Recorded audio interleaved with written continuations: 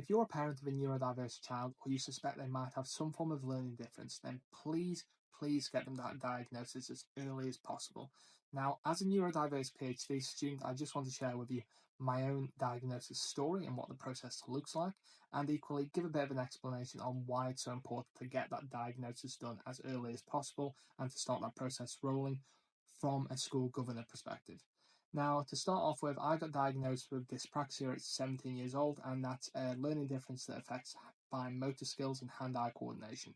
Now, from my perspective, all the way up to the start of college, generally speaking, you aren't able to take any form of computer with you. So, because I was not able to get that resource, all of my tests were done on paper. Now, that might sound like, oh, just did your tests on paper? Why is that so much of a challenge? Now, for me, my handwriting hasn't really improved since, say, 11. As a result, my handwriting's largely illegible. And as a result, that puts me at a disadvantage versus my peers. But my content, which when typed up, is of a far higher standard, and that's the difference. And that's why that diagnosis meant so much for me in terms of my college success. Now, equally, if you're someone who's thinking, why do I need to start this process off as early as possible? If your child has a more severe need, or if they have a minor case of a learning difference, then the main thing is that early diagnosis gets them that support early. And particularly from a student perspective, if you're giving them those resources or providing that additional from your child's perspective, the earlier they have those resources, if they have a severe need, or they can get the various different resources for assessment arrangements. And as a result, it more than likely means they are going to have greater academic success and outcomes based on the fact that they're now able to access their educational assessments at the same level as what their peers are.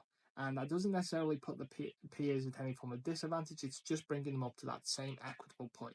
Equally, from a school governor perspective, if you do not get that support, particularly early enough, what tends to happen is the child starts to disengage with that educational system. It can often take 6 to 9 months for them to get that diagnosis through the state. Sooner if it's private, and then putting the resources in place might take a further couple of months or 3 months, which is a problem within the education system. And then unfortunately they end up getting to a point where they disengage from the educational system. Because they're disengaged, they start to act out, and when they start to act out, then schools end up suspending or excluding the child.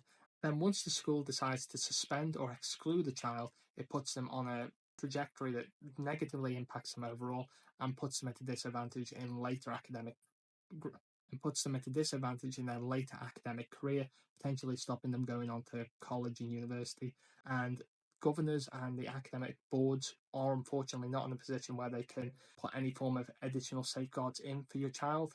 It's once it gets to that point, there's very little that the school can do in terms of that alternative provisions.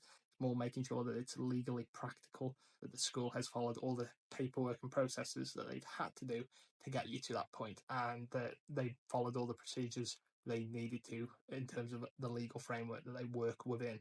But that's just for your information. If you have any questions, please drop a comment. More than happy to answer it from my own perspective as a neurodiverse PhD student, as well as someone who's worked in education, both as a teacher and is also working as a governor.